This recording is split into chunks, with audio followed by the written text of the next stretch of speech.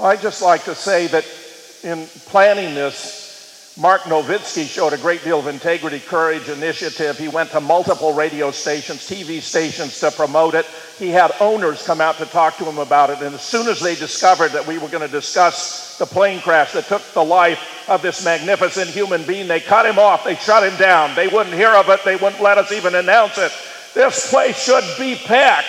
We should have workers and labor leaders and progressives. They want to bury their heads like an ostrich. When I spoke with Wellstone Action, they were very excited initially when I told them that we had plans of putting on an event to honor the memory of Paul Wellstone and his work in the Senate and his work for the people and his work for labor.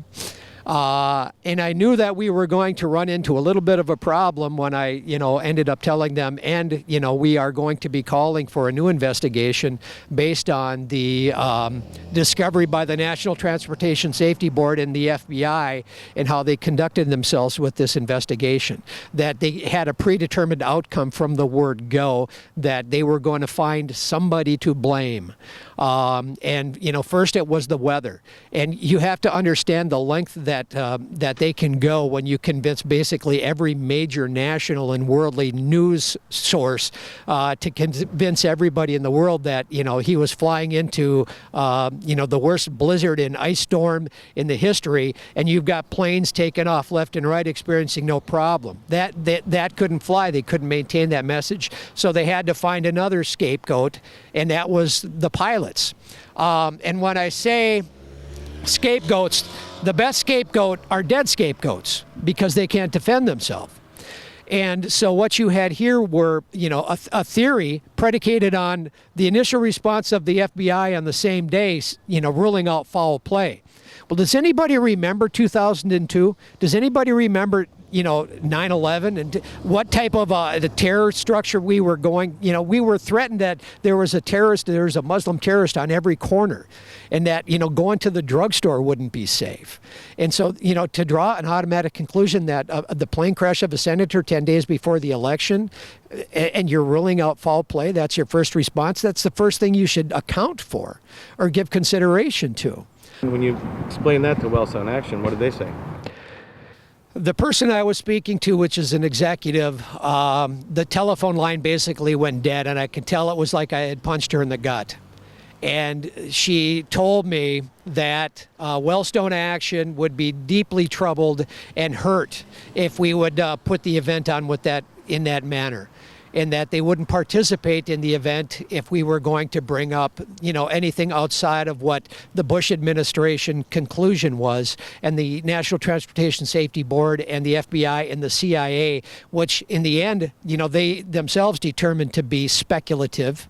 So how are they living up to Wellstone's legacy if they can't even question? They're not. They're making a lot of money off of Paul Wellstone's name, and they're riding his coattails. But when it came down to it, now this is what I would ask to Wellstone Action. See, I knew going in, being a national security whistleblower, that I went to them in 2004 and said the best way that you could memorialize and pay tribute to Paul Wellstone, and this was after, financial crisis after financial crisis. I knew Paul Wellstone had it figured out in 2002, and everybody should know what the problem is. The SEC basically stands for the Selective Enforcement Commission. If you're a strip mall accountant, you're going to get busted by the SEC. If you're an international banker, we're going to do everything we possibly can do to protect you. And not only that, but we're going to tip off you when we get whistleblowers complaining. If you're in the military, Lieutenant Colonel Ted Westhusing, Google him. He was sent to Iraq to investigate war crimes and contractor abuses with Halliburton and KBR. He was a minister at West Point, and he went there to investigate. He ended up committing suicide, investigating Halliburton and KBR, sending a letter back home. Everybody knows about Pat Tillman, Sierra Durkin. The battlefield is littered with the corpses of dead whistleblowers, and nobody is saying anything. These are people that stand up not in their own best interest, but in overall interest, everybody's best interest. The opportunity to prevent fires from happening is a whole lot cheaper than constantly having to put them out. Congress recently voted down Whistleblower Protection Act. So how is that happening? Well, here's what I know of it. I may be a little bit wrong. There is actually in the House, they voted unanimously to allow whistleblower protection for every, like the Department of Agriculture or food, drugs, that all of the other agencies, but not for any of the 16 agencies actually it's more than that. There's 3,000 private contractors and agencies in this top secret America now. They were excluded from the law. So there's something going on which might give more protection to others, but not to anyone in national security. What Paul Wellstone knew is that, with Senate Bill 3143, I ended up taking this to them and meeting with them and saying, this would be the best way to promote Paul Wellstone, that he, in 2002, then 2004, he knew what the answer was. He knew what the solution was, and they would not do anything to help me. And I said, I don't understand your organization.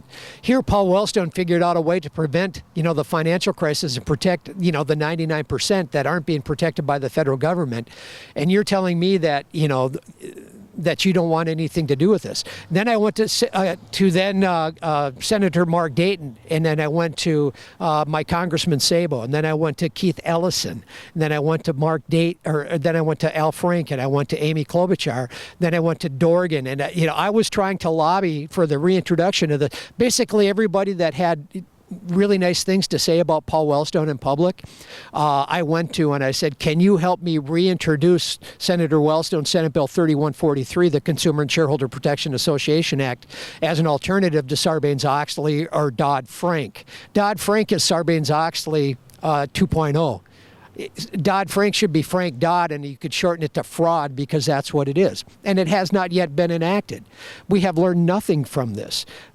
Mary Shapiro, as the head of the SEC, is one of the most corrupt individuals standing. Her connection to Bernie Madoff, basically she's been given immunity for her past financial crimes, which goes to front-running auction rate securities while she was in charge of FINRA, and lying on proxy statements that formed FINRA. And, the judge basically said, well, she said to the SEC, we can't really go after her. That's what's happened. People that you lobbied for the reenactment. They wanted nothing to do with me and would not even consider it. And in fact, I'm an enemy of the DFL because, I have evidence, that could put these people away if we enforce the laws. It's called misprision of felony and misprision of treason. If you have a government official that's aware of a felony and they don't do their job, that's a felony. But who do you go to? I went to the FBI. I went to the Department of Justice. I went to the media. So, I spoke with, national media. I spoke, 60 Minutes, Wall Street Journal, New York Times. And they were all very interested initially to do a story, and they were remarking how I knew all of this. And they were fascinated. And, we had an email trail, messages back and forth. Then all of a sudden, in cases, they wouldn't return my phone calls. Or, they wouldn't return my emails. And in some circumstances, with a reporter from the New York Times who won a Pulitzer, I got a phone call from her, and she said, Mark, I apologize. My editor's pulling the story. There's nothing I can do. I'm sorry. And hung up on me. That's freedom of the press. That's how the protectorate is out there. Democracy relies upon journalism. And that's why the forefathers, had the logic and the critical thinking to establish the First Amendment as freedom of the press. So they would rather prefer us, to be fed MIC news and disinformation, misinformation, omitting key information. And, go back to the lost kitten up a tree story. We need the media to help get the message out. But if you say the wrong word or go in the wrong direction, you're immediately censored and cut off. And, these are the public airwaves. How are they censoring the public airwaves? Like I said, the freedom of the press is great if you own it. If you own a radio station, and to me the logical conclusion would be that if the extreme radio has 15% of the public listening to it and following like Pavlovian dogs and salivating when they're here, and you've got 15% on the other side, what you're looking at is 70% in the middle that, are looking for a medium that they can go to for news and information. And the problem with the American public is they'd rather be entertained than informed. And they believe that, well, if I didn't read it in the paper or I don't know what was omitted, or if I didn't see it on my half-hour Mick News segment every night at 5:30, that it must not be true. And that's why, Snowshoe and, documentary films and alternative radio and the internet and blogs are the place to seek out information. But confronting the truth is uncomfortable. The truth is not easy. You can outlie anybody all day long. You can't out-truth somebody. So if you're in a contest with somebody that can outlie you, you don't have the capacity to out-truth them. And the thing about the truth is that it's a supply and demand issue. The supply always exceeds the demand. The truth is out there, but people don't know how to seek it out or are unwilling to seek it out because they live in a bubble. And it's a whole lot more comfortable to avoid reality until, eventually it turns around and hits you in the face. But we did a lot of guerrilla attempts at marketing. So, and calling specific radio stations and trying to get the word out. But as soon as I said the word Paul Wellstone, I was cut off. Any rational or logical thinking person would look at this and say, this was an assassination. This was not an accident. And again, the repercussions of it were severe. This is a man that in all likelihood would have run against President Bush in 2004. And could likely have secured the Democratic primary, and we have to consider and imagine what the world would be like after an 8-year term of Senator Wellstone. So Senator Wellstone was going to investigate 9/11. Senator Wellstone was going to investigate illegal and immoral wars. Senator Wellstone was going to establish the Corporate Patriot Act, which would have prevented defense contractors like Halliburton and KBR, Dick Cheney, from receiving government contracts if they expatriated outside of the United States to avoid paying taxes.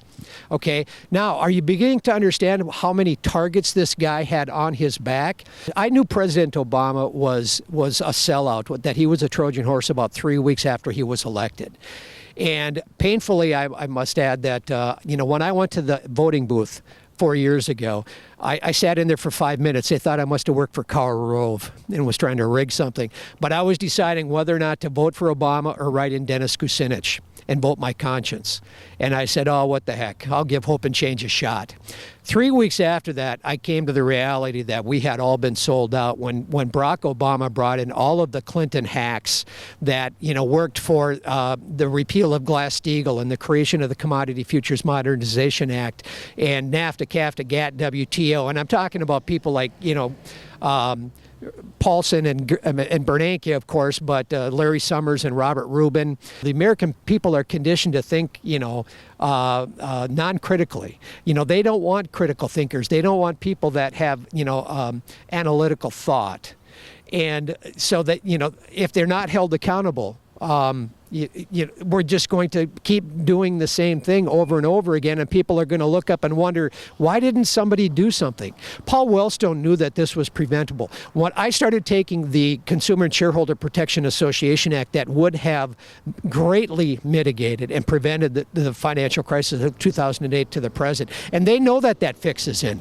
I was one of the people that discovered Sarbanes-Oxley after Enron and WorldCom was a fraud. The way Sarbanes-Oxley was intentionally written was deceptive and was full of very specific and intentional loopholes. What people don't know, but Sarbanes-Oxley was a PR stunt. It was a smokescreen. It was designed to fool people into thinking, that Wall Street was all safe again. We've got a new cop on the beat, and it's called Sarbanes-Oxley. What people don't know is that the way Sarbanes-Oxley, except for Paul Wellstone, what people don't know is the way Sarbanes-Oxley was written, it contained two very specific loopholes. And the first one prohibited a Sarbanes-Oxley whistleblower from receiving punitive damage awards. So they couldn't pay for legal counsel because the attorneys get their money from the punitive damages awards, unless you have $100,000, $300,000, $500,000 to front end your own cause. And if you've just been fired for your job for being a whistleblower, you don't have access to those, types of funds. And so Sarbanes-Oxley eliminated that, and it also took away the right to a jury trial. So the way that Sarbanes-Oxley was intentionally written was it eliminated the right to your jury trial, and it eliminated the access to a. So why isn't anybody asking, well, wait a minute, why did we have this 2008 collapse after we were told Sarbanes-Oxley was going to prevent all of this? See, Paul Wellstone knew that, and that's what the Consumer and Shareholder Protection Association Act was all about, because that would have created a body outside of the regulatory bureaucracy like the SEC and FINRA and the CFTC, the Commodity Futures Trading Committee, all of these self-regulating organizations. These are the same organizations, by the way, like Standard Chartered Bank, like Wachovia, like Citibank, that just got caught laundering hundreds of billions of dollars in money for foreign terrorist organizations, which is aiding and abetting terrorism, my friends. They can't function without the money from the banksters that they're getting. They walked away with the fine, and I'm sure that fine came out of their TARP money that they got from the taxpayers. Okay, so we've got somebody that supposedly is living in a cave in Afghanistan, and we drop a drone on their head and kill their entire family. But here we have banks and bankers that we know have been proven to have been laundering money for foreign terrorist organizations and drug cartels, and they walk away with the fine. Well, wait a minute. If you're going to be consistent, aiding and abetting terrorism means giving them the money and the wherewithal to conduct their operation, their base of operations. Why wasn't anything done? President Obama, why haven't any convictions been undertaken? Why is Holder, your attorney general, not gone after any of these bankers yet? I mean, this is a very target-rich environment, but his history is protecting bankers. He was a defense attorney for one of the largest bank law firms that represent, the biggest banks. We used to have a Paul Wellstone that could police people within the Democratic Party. But look what happens to them. After the death of Paul Wellstone, they knew they couldn't keep killing senators. Okay, but what they did is they started, if you became a little bit too big for your britches, okay, if you were outspoken, if you had a Wellstone type of complex, like a Russ Feingold, or an Alan Grayson, or a Cynthia McKinney, they simply started withholding funding and support from you. So they watched as your district was gerrymandered away, and they wouldn't support you. This is democracy, choosing between one side or the other side, and we end up with the same thing. Two puppets that are controlled by the same people wearing a different colored jersey every 4 years. Assume you're being lied to. That's the safest thing that you can do. That everything, check your sources. Don't get your news or your information from a single source. If a person gets all of his news from Sean Hannity, what do you think he's going to be thinking all day long? And, so we have to keep fighting because, look what's at stake. And we have to get creative. And, we have to go outside of the mainstream. That's what Paul Wellstone was all about, grassroots. And so we don't need any of these front organizations like these progressive organizations that don't show up to a Paul Wellstone benefit because they're going to be offended because they don't want to realize that we're doing stuff they should have done 10 years ago. These guys play for keeps. We now have a Homeland Security that was created on the basis of the fabricated attacks of 9/11. And if you want more proof, go to Veterans Today, Jim Fetzer, and you can read all about it because it's detailed there in spades, has acquired 1.5 billion rounds of 40 caliber hollow point ammunition, which isn't even permissible for use in warfare under the Geneva Conventions. We have over 300 FEMA camps around the country, and they're actively recruiting for personnel to man them. Congress has authorized 30,000 drones to conduct surveillance on the American people. And yet there's a Senate Intelligence Subcommittee that has been studying reports coming from fusion centers, which integrate law enforcement at the federal, state, and local level. And after surveying hundreds and hundreds and hundreds of their reports, they have found no evidence of any domestic terror threat. Since Homeland Security does not conduct operations abroad, their vast stockpile of ammunition must be for our consumption here at home. I'm telling you, these people are serious, they play for keeps, and Minnesota nice won't cut it.